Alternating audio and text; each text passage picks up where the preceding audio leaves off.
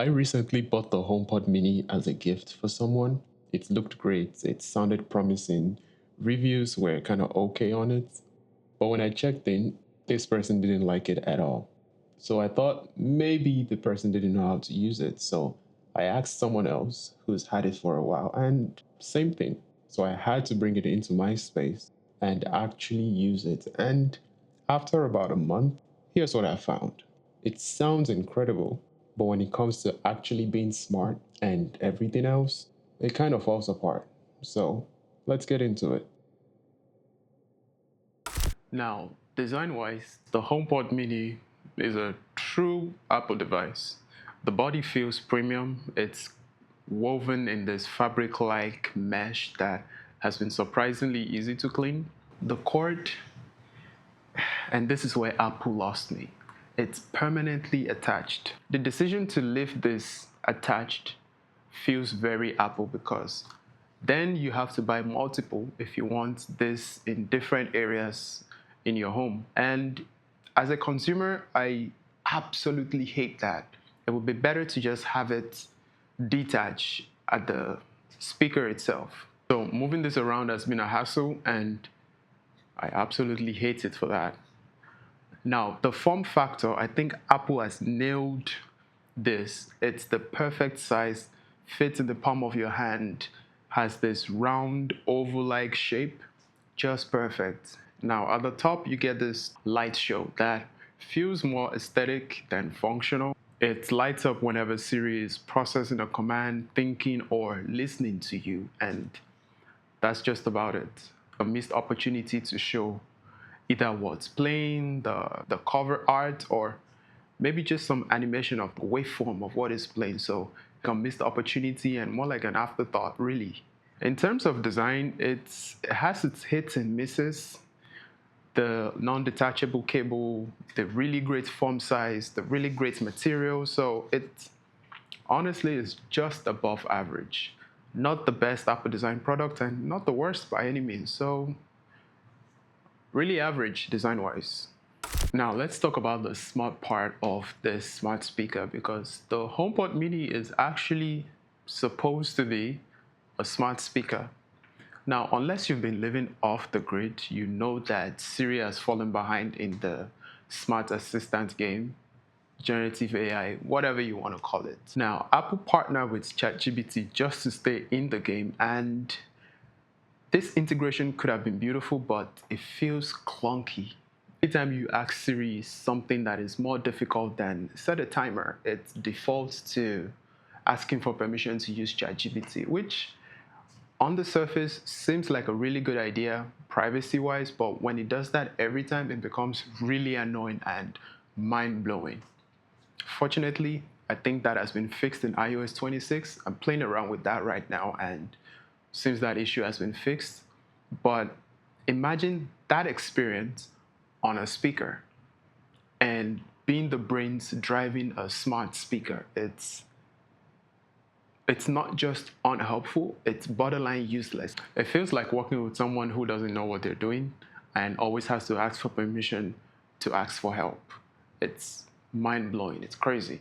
Before we get into who I think this speaker is actually for, let's talk about how it connects with your devices or how it doesn't connect actually. So because this is an Apple product, you're locked into AirPlay, which is not surprising. What is surprising is how badly it handles device switching. See, Apple didn't just design this as a speaker, they designed it as part of a smart home hub too.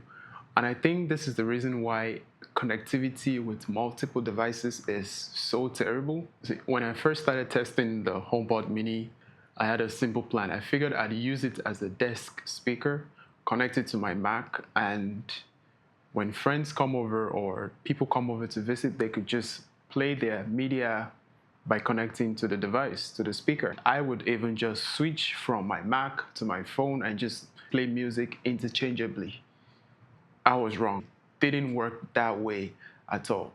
You see, once the Mini attaches or connects to a device, it gets very clingy and it's very hard to actually get it to connect to another device, which really defeats the purpose of making it a smart speaker. It should be able to connect, especially with other iPhones. I know it's not going to connect to an Android, that's out of the question, but other devices that are my devices should be able to play sound interchangeably, and it doesn't. There's no Bluetooth fallback, there's no easy pairing mode, no easy transfer. It is just very frustrating. It feels like Apple built a speaker that sounds great but refuses to be social. Now, where the HomePod actually delivers is with the sound. The bass hits harder than you'd expect, the highs stay clean without much distortion, and the vocals come through with solid clarity. It definitely punches above its weight class. If you can ignore everything else, the smart features, the AirPlay fiasco, the connectivity, and you just want something that sounds really good for its size, it's an Apple product in this price class, then you can't go wrong with the Mini. And if you pair two or multiple of this together for the stereo sound output, I can just imagine how good it'll sound. So purely sound-wise, Apple did something here. It's just a shame that the rest of the experience doesn't keep up. So who's the HomePod Mini actually for? Well, if you're not already deep in the Apple ecosystem, skip this. It is not for you, and the limitations will drive you nuts. It's not worth the headache. For students, I don't think so, because when I was a student, I needed flexibility. I wanted something that I could carry around and that isn't wired. With this, you're always on the hunt for an outlet, and it's not exactly guest friendly. Your friends can just come up to it and play music. So unless you're the kind of student with a fixed setup and you don't need any flexibility, then this is a tough sell. So what about creatives, people who work behind a desk or you work in a studio and you just want good sound? If you're already in the Apple ecosystem, then this would check a few boxes for you, but the smart features aren't reliable and the price seems a bit high for what you're actually getting. Now, the real target, I think Apple is targeting homeowners, people who live in a home and you want multiple speakers that are part of a system. First off, you're already in the Apple ecosystem and you don't plan on leaving anytime soon, and you want multiple mini speakers in different rooms that fit as part of a smart home hub system, then this is for you. And I think that's how Apple really wants you to use this device. Now, honestly, the Mini is not a hopeless device. There are just a few things that Apple needs to fix that will make it a great device. First, fix Siri. If that works, then that's the first step to making this a great device. Second, make it wireless or make the wire detachable. Give us the option to remove the cord from the device itself. That will go a long way into making it more portable.